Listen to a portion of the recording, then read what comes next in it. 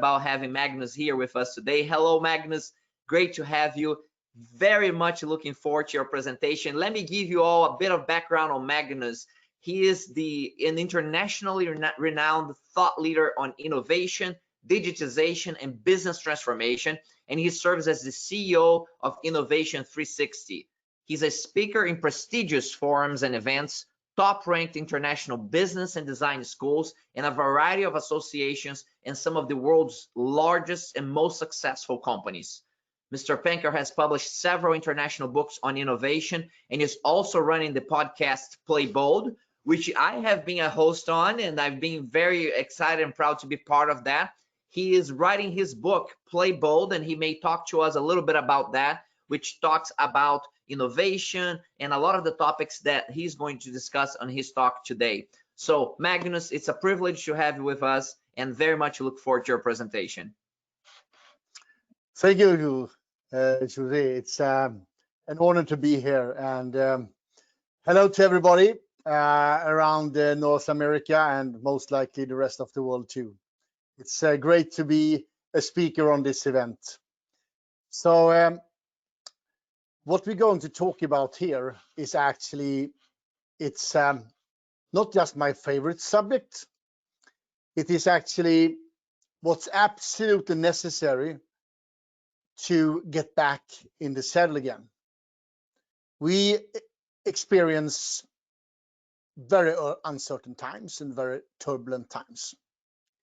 And based on research over the last 8 years before we start Innovation 360, which we did 2016, I spent 8 years and everything I owned in the past to invest in building up the largest database in the world with data around what's driving growth and innovation. And suddenly with in the middle of the COVID and post-COVID, well, it's very relevant. So all these efforts has boiled down to a few frameworks and insights that I'm working with on a daily basis, and I'm going to take this opportunity to share with you how you can manage and take control when it's very uncertain. And of course, all of you working with technology and business transformation, well, you're used to it. The difference is that this time it's accelerated to a level that very few of us were able to foresee. So I would like to start with a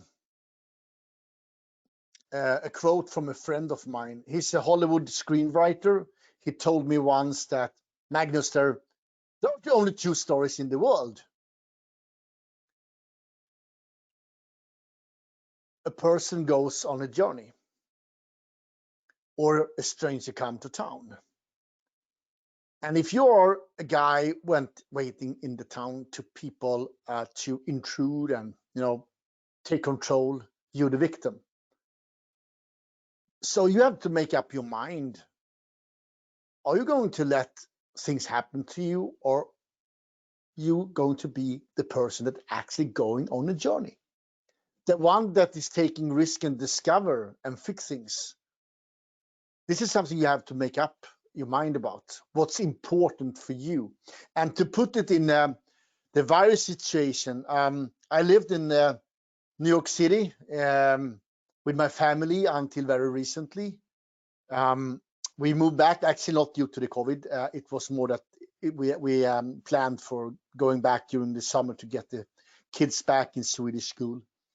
So I picked up a tweet, March 26, where someone said that, well, we're going to try to use blood plasma to treat the virus.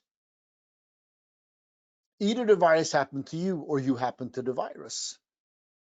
Those folks were not crazy folks, and I promise you, they most likely broke every single possible compliant rules there are in the state of New York. The interesting thing is that 100 years ago, during the Spanish flu, this was exactly what they did. You can normally find solutions in the past, and you can project them on the future. You just have to make up your mind. Are you the guy in control in the room or not? So during the World War II, the Japanese army were quite successful. It was a bad situation for the US and a lot of victims. And well, the US ran out of metal. And back then they could decide if they're just going to surrender or fix it. They decided to fix it.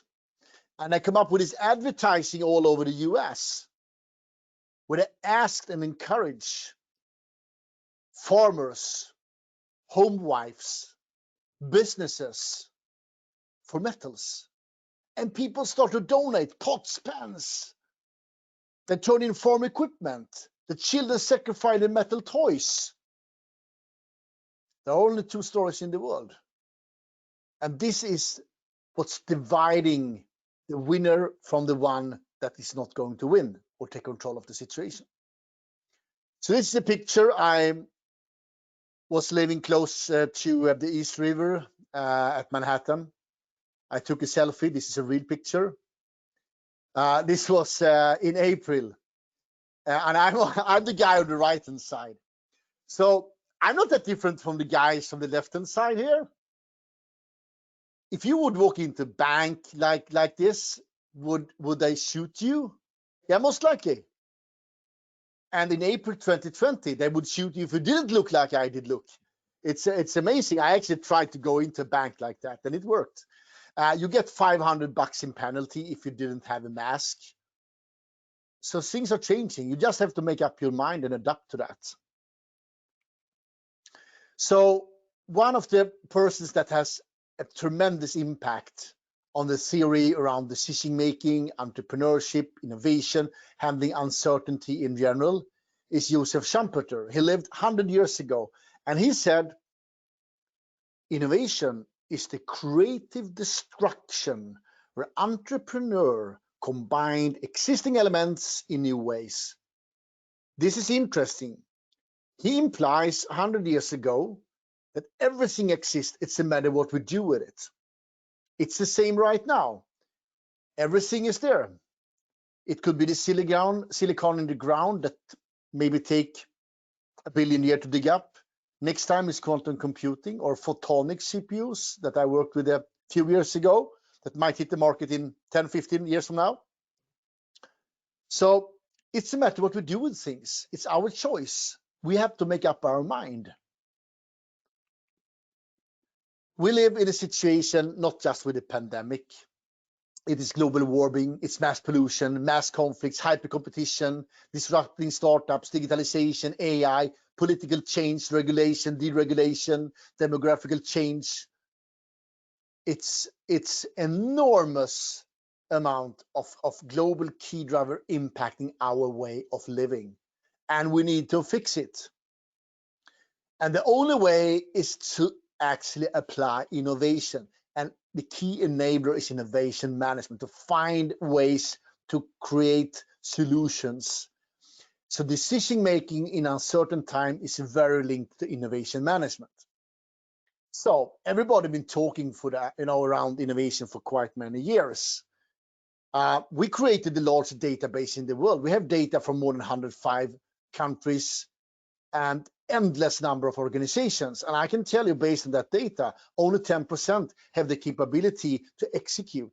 It doesn't matter what they say in keynotes. It doesn't matter what they say in the marketing fact sheets, brochures.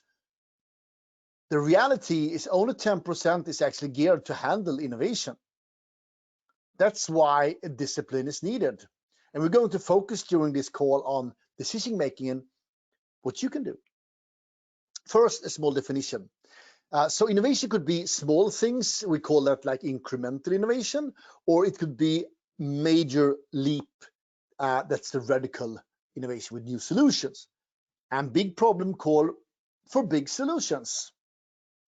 So we need to understand that to get back again on track will call for quite radical change. But don't be scared. The interesting thing is that radical innovators, and we've proven that in a paper that we presented at the IEEE in Bangkok 2 years ago, when we, without the data, were able to prove that radical innovators are more structured in decision making. Everybody has the ideas. That's not even the problem. The problem is, how do I know what to go ahead with? And radical innovators are much more capable. They train the organization in a structured way. It's not about to find the smartest guy and from an Ivy League and bring them in. It's not sufficient. Actually, it could be counterproductive. It's about to form the right team. And the composition of the team and building the capability of the team to go ahead and present the key findings to be able to make decisions. In this research project for IEEE, we also discovered 5 major blockers hindering us from actually making decisions. So the first one is the silos. When you work in silos, ideas and best practice and way of working do not spread. You get stuck. And information and knowledge get stuck, and you can't really see the whole picture. It's effectively hindering you from doing any kind of insights, making a decision. Lack of faith in the objectives, that you don't really believe in the objectives. You don't have any higher purpose. You don't really know why you go to work every day. You don't feel motivated. You fear of failure. You are afraid of either failure, or maybe the flip side of the coin, you are actually afraid of not succeed. And you have also issues to deal with uncertainty, accept that. I will give you a few slides. I will run them through very quickly, but I'm going to walk you through a few slides about the pandemic to showcase the power of these key findings 2018. And that if you put enough pressure on the system, any kind of system, it will self-organize, and these 5 things will be fulfilled. Unfortunately, the pressure that we put on the system, Mother Earth, has also created very negative side effects. But if we had organized our society and organization in advance, we could tackle the pandemic in a totally different way. And there are also a few exceptions. I'm going to show this with data. So bear with me a few minutes, and I will give an insight, and then we'll jump back to the whole decision making. So before the COVID-19 situation, in Europe, no one helped Italy. That has the first breakout. And no one helped China. In the US, the federal help was far away. And in China, they withheld the information. They were working in silos. In the current situation, Europe is coordinating. It's slow, but they do that. It's amazing to get the Italian and the French and everybody, to collaborate. That's wow. And in the US, we see some federal support. And in China, they actually inform the world. They start to collaborate. A very close countries start to collaborate. Very interesting. So the system is actually adapting, unfortunately due to the wrong kind of pressure, but still. Faith in objectives. In Europe, they really didn't have any projection of scenarios for any kind of situations. They didn't have any kind of clear objectives, and they had very different perspective on things. While suddenly Europe started to have a unified response. In the US, we couldn't deal with goals on ventilators and masks and so forth. And suddenly the president invoked the Defense Production Act for producing ventilators. That is astonishing that is happening. The last time was during the World War II. In China, they had a brutal lockdown because they didn't have any information. They were acting in panic. They didn't have any objectives, and they didn't have any faith in anything. And suddenly they open up step by step in a very controlled and systematic way that still is working. So we move to have faith in objectives and set up objectives. The higher purpose. in Europe, we were only focusing on the Brexit, protectionism, and no post-corona COVID. It was just a blame game. And suddenly, the idea behind Europe or EU is actually to prevent war. Suddenly, people started talking about the higher purpose. It's unbelievable. From 20 years of literally throwing shit on each other, literally, sorry for that, friends. And the US couldn't decide on any support to the society. There was no linkage to the higher purpose and the founding father of the nation. It was just like a nothing. And suddenly, there is an increased systematic responsibility focusing on mitigating the consequences on the economy. And when I was living in New York, it was fantastic to see. It was much faster than, for instance, Sweden, that sometimes is pointed out as a very good example in handling crises. That was astonishingly well done. And in China, they were just preserving the power for the ruling elite. And suddenly they become a role model using the higher purpose. And then we have fear. And this is interesting. In EU, people were absolutely not willing to use any kind of non-certified protective equipment. So we had masks, but we were not allowed to use them because they were produced in China. They didn't have the right certificate. It's absolutely ridiculous. And suddenly the laws and the policies was looked up, and we came to some sort of sense and some sort of reasonable way of working. In the US, no one were willing to restrict any kind of social interaction, and bulk purchase were standard, and pricing on the consumer goods went sky high. But suddenly in US, we didn't accept that. We put restrictions on social interaction, laws against pricing, and forbidding bulk purchase and bulk selling. And China, they denied existence in the beginning. They were very feared, and then suddenly opened up totally. And uncertainty, the last of these 5 components that you need to have in place to really make decisions. In EU, we'd have very divergent strategies. And suddenly, we become better in testing and forecasting. And actually, we started to complement with the degree of uncertainty. Even in media, we start to talk about uncertainty and not just probability, because those two are not the same. And in US, there were no goals for testing. Unfortunately, it's still a problem, but I foresee that will change. It has to change to deal with uncertainty. And in China, lack of knowledge, they had to be the first on the curve. But now they have extensive testing, tracking, social distancing. So let's have a look at some data. The cumulative confirmed COVID-19 deaths between the US and 2 other countries. As you can see, it's a big gap. And it's not necessary that it has to look like that. There's a big number of other countries suffering in a very similar way. I want to stress that. But what I want to make a point here is that it's, as you can see on the gray curves, it's quite many that are suffering as the US. But my point here is that how come the 2 countries are not suffering at all, basically? And they did have the COVID. It's not the North Koreans where they don't have COVID because they locked down, if it's not true. This is actually Western countries that are collaborative, working across the board. I can tell you why. We did an analysis already way back. It was actually, the first one was actually in mid-April. And we could see that the aspiration for radical innovation in Singapore, South Korea compared with the US is it's a quite big difference.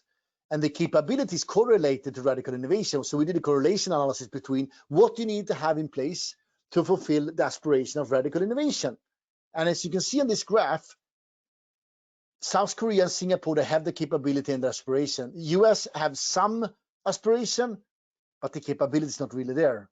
And I would say, just to be fair, it goes for several European countries as well. But my point here is that when we study companies and we aggregate them on country level or regional level, we can clearly see that there is a correlation between handling a total new situation and the aspiration for radical innovation and the capability for radical innovation. And the radical innovators statistically are also, and this is interesting, incremental.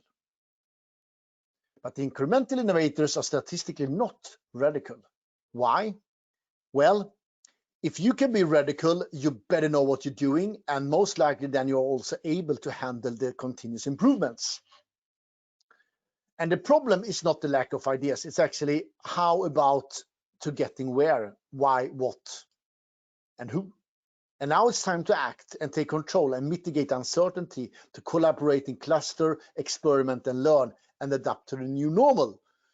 And I first created this in an assignment I had for a government-funded assignment just after the COVID broke out, and I just made one slight change on this one. It's quite stable.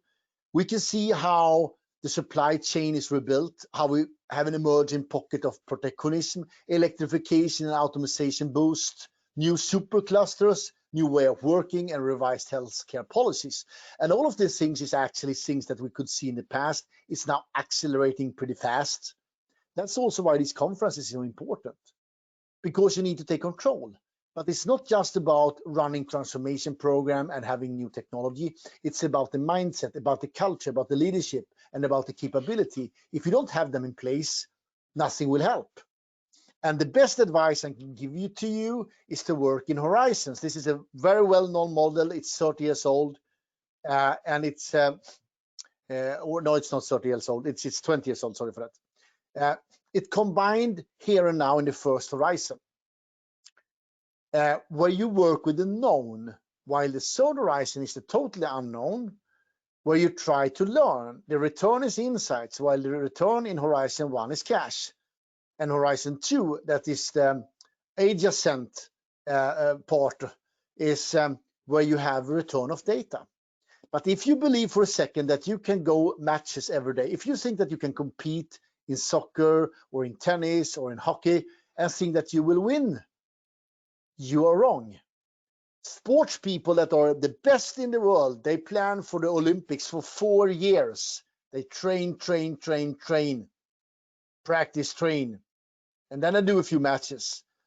I see this in every assignment I'm involved in. If you try to do matches every day, you lose out. You need to train, and you need to train your organization being able to have two thoughts in the head at the same time. Here and now, cash, but also the tomorrow's cash in Horizon 2. And how do you get that idea? By learning about Horizon 3. There is a very large study that is showing that if you work in this way, you will actually earn 22% more, and you will grow much more than your competitors do in average. It's actually 12% higher growth and 22% higher profit. And you need to have the culture and the structure and the acting in the place. Now, a tangible advice. If you want to work in these three horizons, most likely, I guess, the most of the audience is working for a very large organization. And if you do, statistically, you have a stage-gated model or something equivalent to the stage-gated process. You might also work with agile methods or Scrum or even a SAF framework. Okay, here's the news. All of that is brilliant for the first horizon, but none of that is working for the second or third horizon. It's actually very efficiently hindering you from doing anything that is not known. Because how do you slice up something that doesn't exist? How do you create a sprint of something that doesn't exist? How can you use design thinking? How can you use agile methods? How can you use stage-gated on something that doesn't exist? You can't. When you deal with a new situation, you have to deal with two units: uncertainty and infinity. It's an infinite number of combination and a total uncertainty. Those two units can't be divided, which means you can't use agile, you can't use SAF, you can't use the stage-gated model until you define the problem and reduce the level of uncertainty. So what you need to do is you need to add a discover phase, and you need to find pipeline feeders to feed in things to create and clustering big ideas based on very many ideations, collecting of data, and the feeders could be, it's endless. Everything from camera surveillance and pattern recognition to interviews to ethnographical studies to ideation, hackathons. It's a good number of ways of doing that, and then you can clustering them into clusters. And then you can ask yourself, how certain is this? And if it's very, very uncertain, it's an H3 project where you start to experiment and you do thought experiments. Then you move the uncertainty into medium, the second horizon, and then you can do prototyping and piloting. And both of these stages need to have a clear hypothesis that you can accept or react. And when you accept it, you find to go ahead. Otherwise, you react it or you refine it and you iterate until you can reduce the level of uncertainty, reaching the point of first horizon. And then you can feed it in directly into the stage-gated process or the agile method or whatever you want. When you work with piloting and prototyping, you deal with the second horizon, where you need to do near field and market testing in tiers until you actually can prove your case, and then you can present it. So when you go from accelerate to institutionalize, that's where you have the Shark Tank. But if you believe for a second, and I've seen this so many times I have the pleasure to work with 7 of the largest corporations in the world. And it's a very popular sport to have these Shark Tanks. The problem is they don't know how to make decisions because they don't have the information, because no one gave them the information, which means they have to rely on old assumptions. And in turbulent times, that will fool you. Doesn't matter how smart you are. It's actually irrelevant. It could even be hindering you because you might even fool yourself with extremely sufficient and capable and extensive reasoning that sounds very bulletproof. But you might miss out because you have lack of certain insights that you get in the experimentation, prototyping, and piloting. So this is actually how you can create a model that could be added into basically any kind of process that you already have. And this will shorten, hold your breath now, it will in average, in our projects, in average, we shorten the new product development time with 30%. 30%. So from that, you have a higher speed to market. You tied up less working capital. And that way you can outcompete your competitors. And also, in this case that we are right now, getting back in the saddle. So if you do this in the right way, it's enormous possibilities. And we've done it many times in large and mid-sized corporations. And the average is 30%. So to be able to do this, it's not sufficient with just adding this and think everything is good and fine. You're all set. You need to work with the capabilities and the leadership and the culture. Otherwise, this model will not be executed. What you need to do, you need to move yourself. This is a very nice model from Newell Bosch in 1970. You need to move yourself from unconscious, which is a very happy stage, to be conscious incompetent. That's a very annoying stage. To be conscious competence, where you're actually annoying for everybody else because you're running around and tell people what to do. And then you move yourself to the master level to be unconscious competent. So you can assess your where you are actually. I developed and published, you can find the books on Amazon and also in Play Ball that will be launched in January. And you can also find the podcast, Play Ball. It's innovation360.com/Play Ball. It's free, just sign up for it or Google Play Ball. So you will find it. So the idea here is that by actually walking through the current thinking the last 100 years, we created a model and started to populate that with data and created the largest database on the planet with data around growth and innovation and transformation around the why, what, and how questions. We use that to collect data and draw conclusion based on that and do correlation analysis between aspiration and ability. And one part of the ability is your capabilities. Another part is your process capital and the personas and the culture and the leadership. So what we learned, and I'm going to share that with you, is a few things. In the first horizon, the core, you have to explicit and you have to use incremental innovation. And you need to have the capability of setting goals and execute on them. Now you might think everybody has. Yeah, in theory, but we see when we assess that a lot of companies are pretty poor in that, which actually creating internal traffic jams. So they don't have time for the second and third horizon. And that will kill them, especially now when you're going back after the post-COVID. Understanding the market and incremental technology shift, of course. In the second horizon, expand, look at adjacencies, things that is very close to what you do. Build the capability of challenge and grow the new business, focusing on understanding user and related technology. And here, anthropology and ethnographic methods is unbeatable because people, they don't really know what they want. You have to observe and do experiments. In the third horizon, it's about finding new options and mapping the future. And you need the capability of building scenarios. And you need the capability of co-creating and gain new insights and feed that into the second and then into the third, into the first horizon. So the three cornerstones of decision making for growth under very, very high uncertainty is to have a strategy. And that strategy has to be aligned, of course, with the long-term goals, but it also has to be aligned with your purpose. You need to have a strong purpose that is articulated in a vision and mission, but just some made-up corporate bullshit vision and mission, sorry, that will not do. And most are, I'm sorry to say that, but very few have a higher purpose. And the one having that, they actually excel. And they're getting back in the saddle faster. And build on what you're good at, your strong capabilities. And explore and identify opportunities as a part of your daily work. And build new capabilities.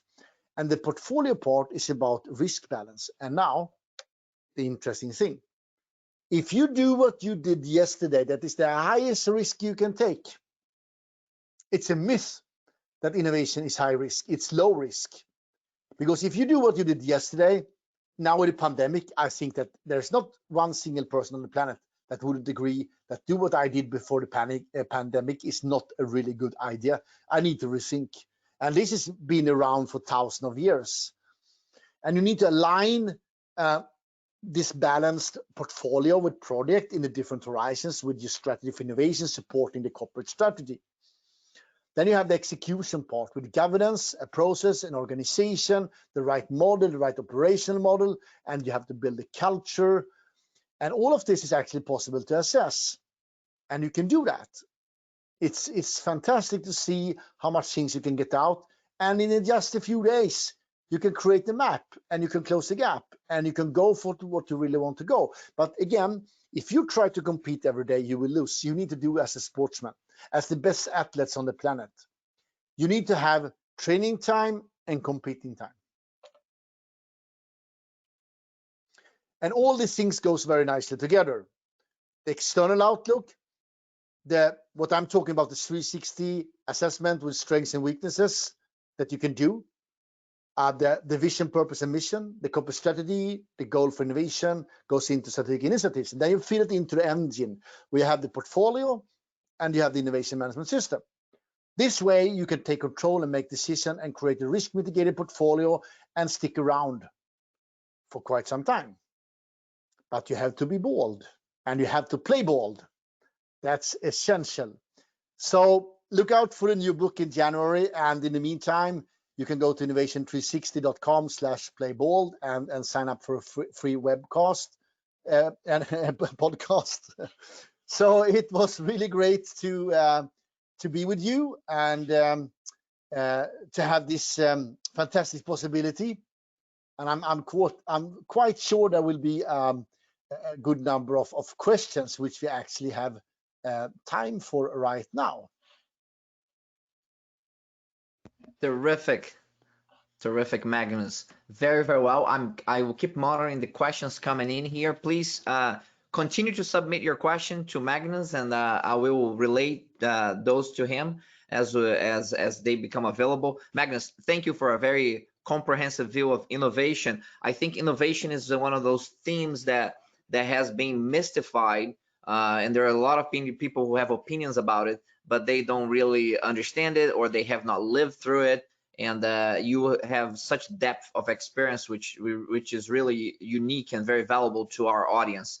So on that, some of the questions that have come up, I'll start with some of the blockers that you talked about, on the obstacles and challenges related to innovation. And you talked about silos, and you talk about several of them. I'm curious as to what you find to be the biggest blocker as a first question, and then I have a follow-up question to that.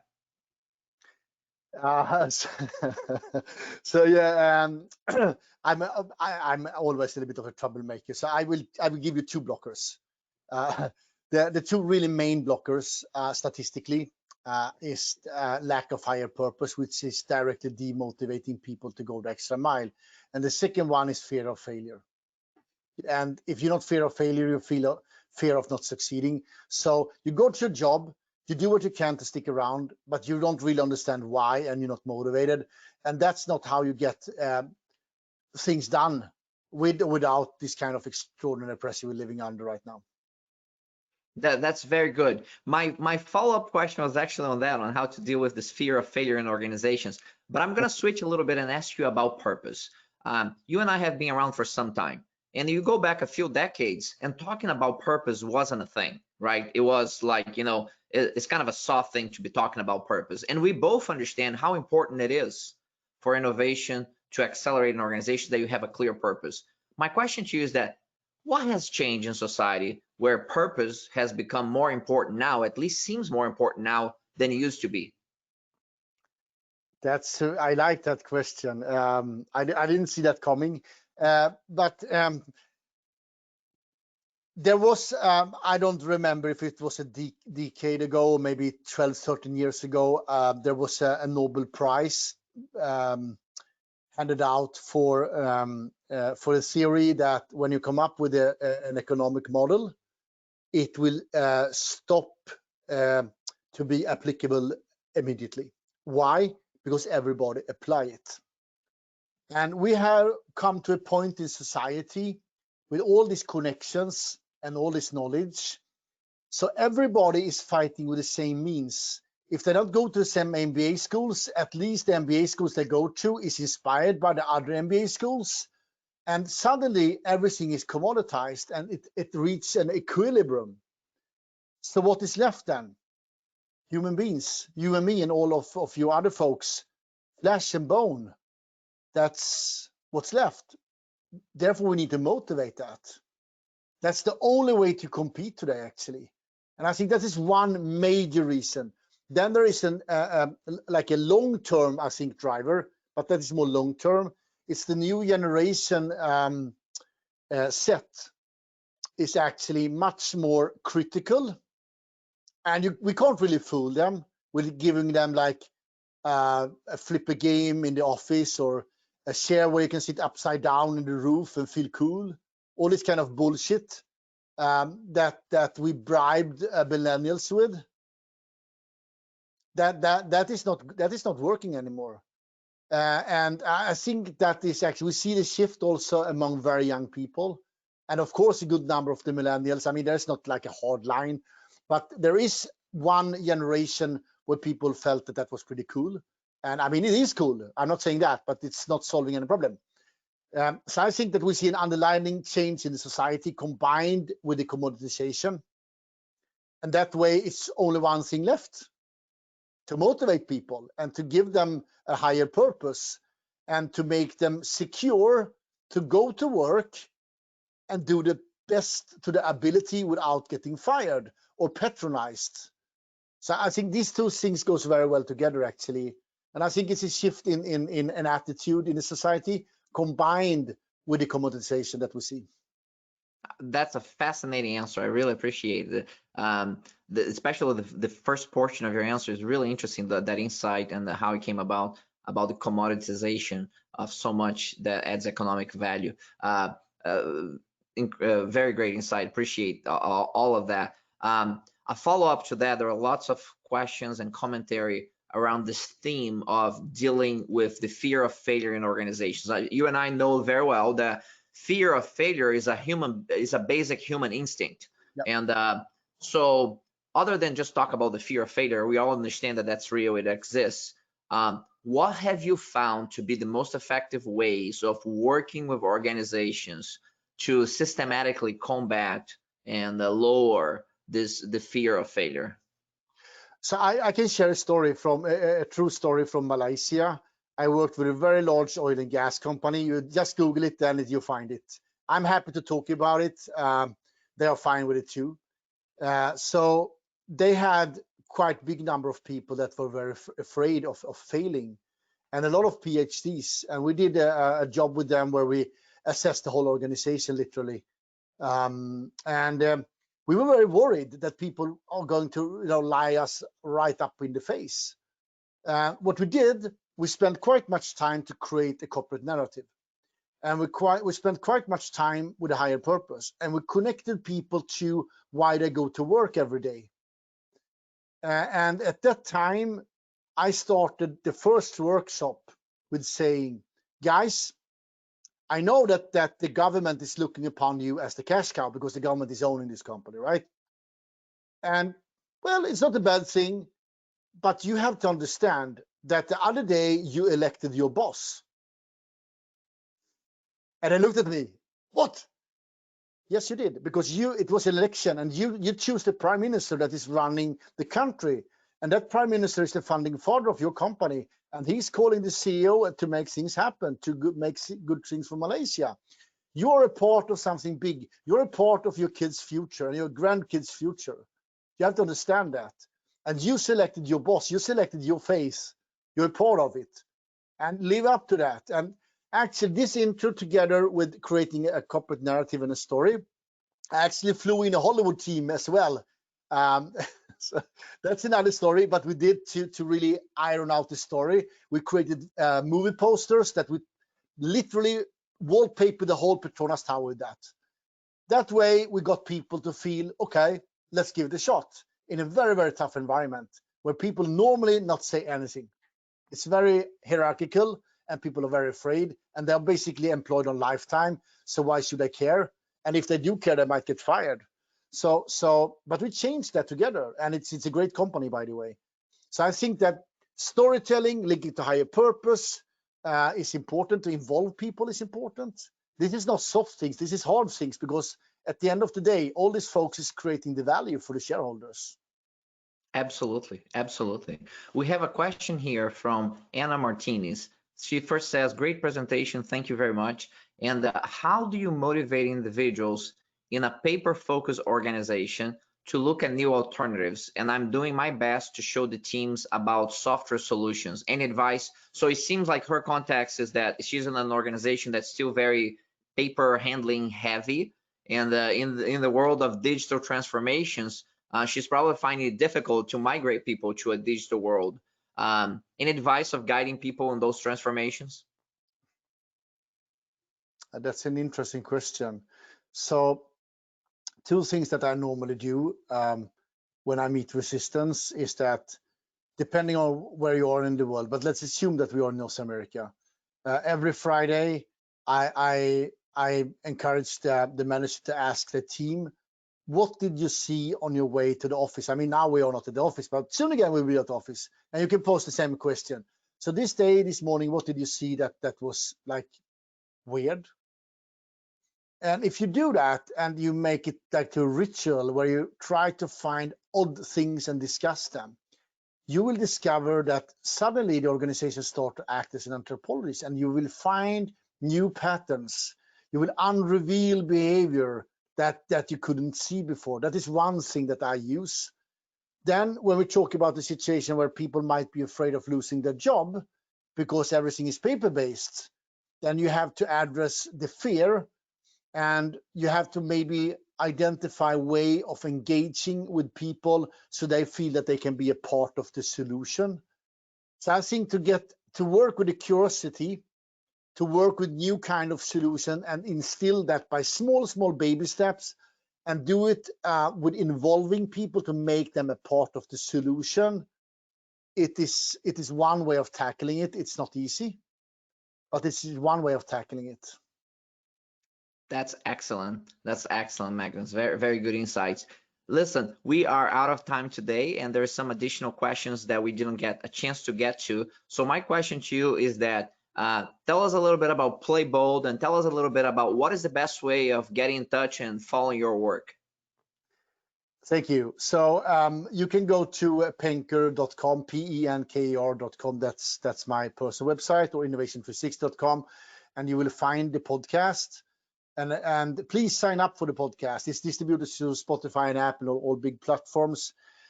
This is a project that I'm running to actually influence. I strongly believe in moving in the ladder that we talked about. And I am involving a lot of very interesting speakers like Jose here, the Brain of the Year 98, the CTO of NASA. Actually, I just interviewed the other day a space designer. She designed the first space underwear, and the client was actually Richard Branson. So it's very interesting, multi-cultural and intersections. So I run this to make an impact, and you can use this podcast to learn and get inspired, but also send it out to your corporation, because you need to work with your corporation. You need to be a maven. You need to actually enlightening people. And this is a tool that is free.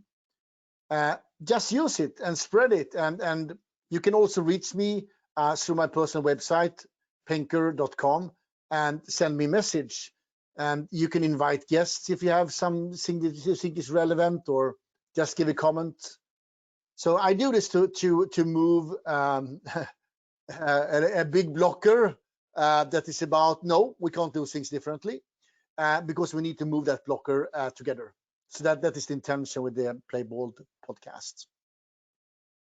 Magnus Penker, what an honor to have you here with us, sharing your wisdom from Sweden to our global audience. Real pleasure to have you here. Thank you so much for taking the time to talk to us today. Thank you, Steve. Take care. Bye-bye. Bye-bye. Ladies and gentlemen, that was Magnus Penker, global innovation leader directly from Sweden, and very honored to have him with us. And this concludes our sessions for today. I would like to give you a preview of what's coming up tomorrow. So tomorrow will be the last day of IT infrastructure and cloud strategies live. So we're going to start the day with a look at African businesses and their approach to IT and cloud-based technologies. So we're going to have the head of the IT infrastructure for Smart, which is a company based in Africa, and we will have after that Riaz Attar, a leader at Caesars Entertainment, a large entertainment corporation based in Las Vegas, as you probably know, and he's going to talk to you about the view from the C-suite and what are the key success factors for effective digital transformation from an executive perspective. And this is something that a lot of people don't have access to. A lot of presenters, a lot of professionals, they are working with lower levels in the organization. And Riaz sits with the C-suite, and he's going to present the view from the C-suite, which is quite a bit different from the folks who are actually doing the strategies and planning sometimes for the organizations when it comes to IT infrastructure and cloud strategies. So what does that look like from the C-suite, and how can we connect better with the C-suite and their priorities? Following the presentation from Riaz, we're going to have the Senior Director for SAP on Artificial Intelligence. Raul Lodi is someone who I have interviewed before, a key AI leader at SAP, tremendous wealth of insight and information about advanced technologies. And he's going to be talking to us directly from India tomorrow, and about what's going on with respect to the challenges in realizing AI use cases for enterprise and the way forward. He's going to tell us what's going well, what's not going so well, and what we should be excited about in terms of real organizational impact and customer impact with respect to artificial intelligence. And then we're going to wrap up the day tomorrow with the head of digital transformation digital automation, I should say, and transformation as well, from MetLife. And that's Ian O'Reilly. And Ian O'Reilly is going to talk about introducing the digital workforce of the future. He's going to talk about digital automation readiness, the key principles for successful automation change, which is a topic that Anna Martinez had just asked about, addressing the changing nature of work that we're all experiencing, not only pre-COVID and of course accentuated by the COVID pandemic, and then the human and digital worker collaboration, how we're going to make that work. And that's the day tomorrow. I'm excited about that. If you have additional questions, if you want to make a comment, just like and show your support of our presenters, please go to the LinkedIn connection under my name, Jose Pires, and you'll see a posting for this conference. Please make a comment there. The speakers appreciate it. Everybody likes to know that you're getting good value from the conference. And also, if you have questions, you can ask questions on that link as well, and in that posting, and we'll have answers provided to you there, or we'll send the messages via LinkedIn messaging, depending on the confidentiality nature of the question and answer. But go ahead and use that resource. It's a way of continue the conversation after the sessions are done. So I'm grateful again to spend the day with you. I hope you have a wonderful rest of your day, and we'll see you tomorrow. Have a great day.